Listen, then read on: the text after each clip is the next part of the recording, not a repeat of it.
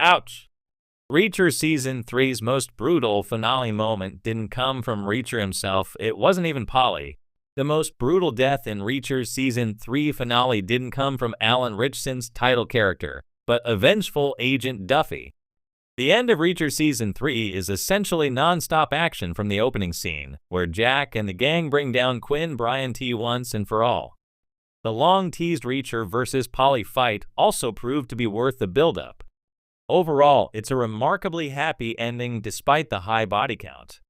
All the heroes walk away in one piece. Quinn and Polly are extremely dead, and Duffy's kidnapped informant Teresa Storm Steenson is rescued. Teresa has been, for lack of a better term, a living MacGuffin throughout the series. She went missing after going undercover in the Beck compound, and despite Reacher and other members of the DA team believing she had to be dead, Duffy Sonia Cassidy never gave up hope. Her faith is rewarded when she learns Teresa is alive, but being kept as a gift to one of Quinn's buyers who Duffy later dishes out a fitting punishment to. Despite her survival appearing unlikely, it's revealed that Quinn kept Teresa alive because she's an attractive redhead. He thus kept her locked away and drugged up until he closed the deal with his Yemeni gun buyers, led by Anusha Alamian's Nasser. Quinn later leads Nasser to her room, but as Nasser starts to get comfortable with Teresa when they're alone, Duffy emerges and points a gun at his crotch. Nasser smugly states she won't shoot as the noise would draw his men to the room. Duffy is so revolted by his planned assault on Teresa that she needed to make Nasser's demise extra unpleasant. His smugness is misplaced, as once Reacher and his Persuader shotgun go to work elsewhere, Duffy makes good on her threat and shoots Nasser in the crotch.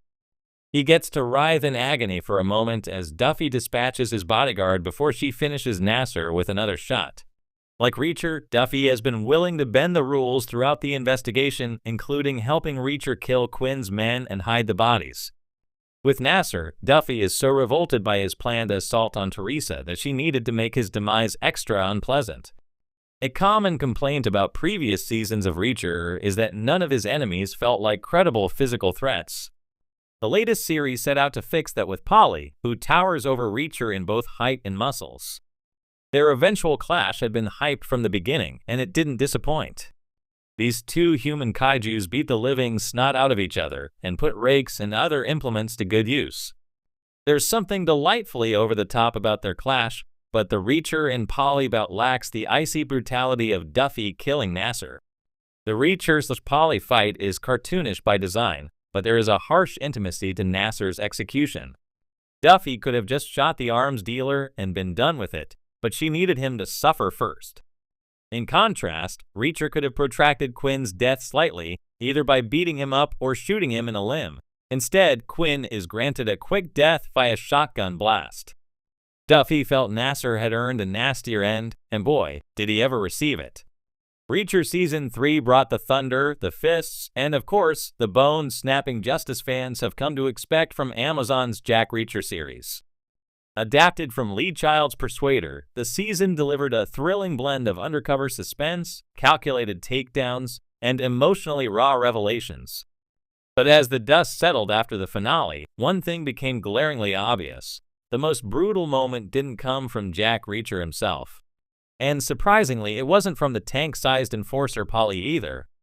No, the season's most gut-wrenching moment came from someone we didn't see coming. Susan Duffy, the DA agent with nerves of steel, a haunted past, and a hidden edge that finally surfaced in the final episode.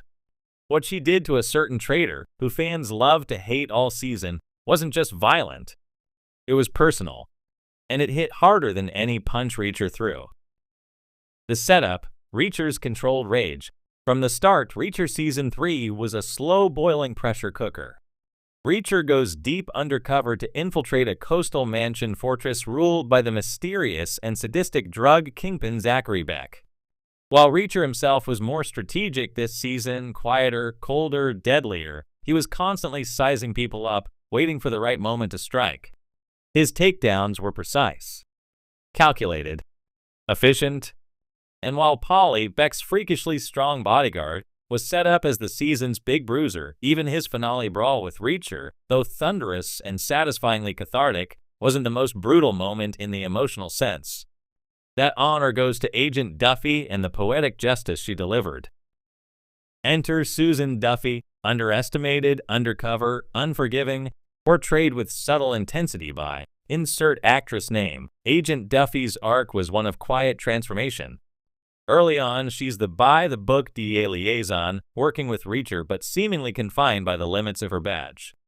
She's tactical, professional, but always playing second fiddle to Reacher's dominating presence.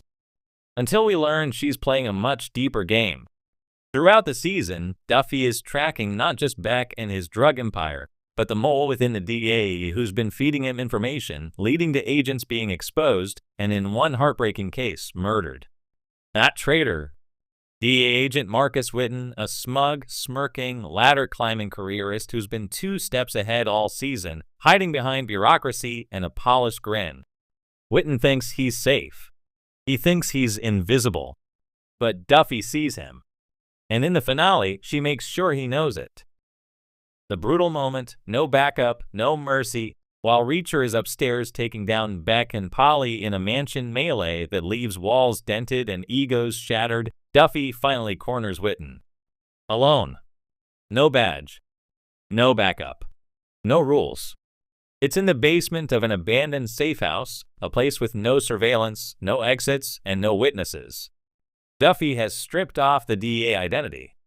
She doesn't interrogate. She delivers judgment. Witten tries to talk his way out of it. He says it was just business. He says she doesn't have the guts. But Duffy is past words. And what follows is visceral, bloody, and shockingly cold-blooded. She doesn't kill him, not immediately. That would be too easy. Instead, she breaks him. One tendon, one finger, one lie at a time. It's not rage. It's methodical. Surgical. A message not just to Witten, but to every viewer. Duffy isn't just a supporting character. She's her own brand of justice. By the time she walks away, Witten is alive, barely, left broken, and exposed. It's a reversal of everything we've come to expect. Reacher dishes out the pain, but Duffy made us feel it. Why it worked and hurt so well. Reacher fights are thrilling because they're blunt force storytelling.